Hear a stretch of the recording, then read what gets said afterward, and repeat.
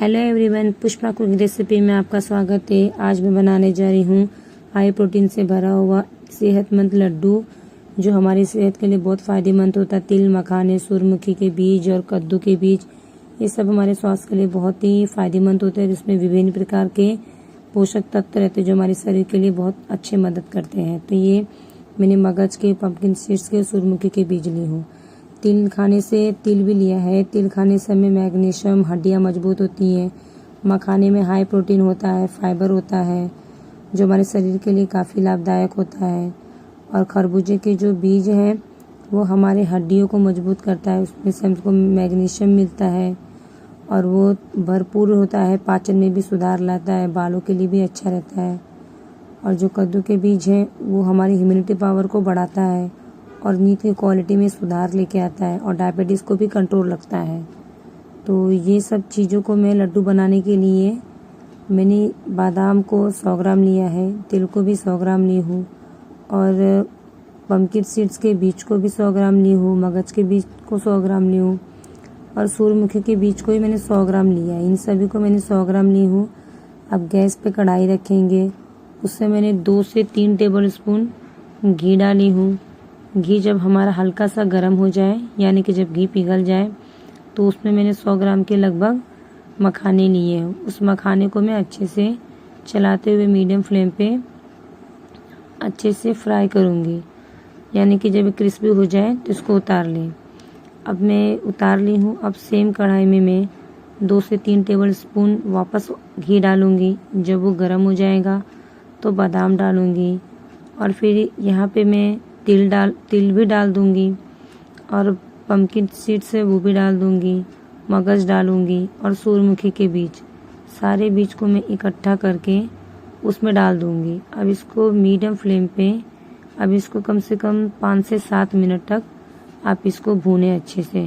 जब इसमें से हल्की सी खुशबू आने लग जाए, यानी कि हमारे ये भून गए हैं, तब हम इसको ठंडा होने के लिए रख देंगे।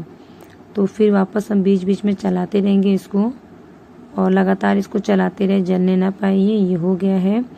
अब इसको हम एक प्लेट में निकाल देंगे। अब इसको हम ठंडा होने देंगे। जब ये ठंडे हो जाएंगे तब हम इसको ग्राइंड करेंगे। तो हमको पूरा ग्राइंड नहीं करना है। अब इसको मैं साइड में रखती हूँ। मखाने हमारे ठंडे हो गए हैं, मखाने को मैं पीस लूँगी। तो मखाने आप ज़्यादा ना पीसे, सिर्फ 1-2 ग्राइंड कर लें, यानी कि दरबरा रखना है, हमें लड्डू बनाना है इसलिए। अब यहाँ पे मखाने में एक बर्तन में निकाल लूँगी। अब सेम जार में मैं जो तिल वगैरह ली थी, बादाम, सीड्स, ये सब ठंडे हो गए हैं, उसको आधे आधे करके मैं पीस लूँगी। तो मैंने यहाँ पे सारे ड्राई फ्रूट्स और सीड्स मैंने डाल दिए इसमें जार में। अब मैं इसमें खजूर भी डालूँगी। खजूर आप यहाँ पे 800 ग्राम डालें और खजूर से हमें हमारा ब्लड बढ़ता है, ब्लड अच्छा रहता है, हमारा जो खून की कमी होती है वो भी पूरी करता है। तो खजूर आप डालें। और ये मैंने बिना बीज वाली ली हूँ। इसको मैं आधा खजूर में डाल के पीसूँगी, आधा उसमें। ये हमारे पीस गए हैं और जो ड्राई फ्रूट्स थे, सीड्स थे, मखाने थे, उन सबको एक में मिला लूँगी।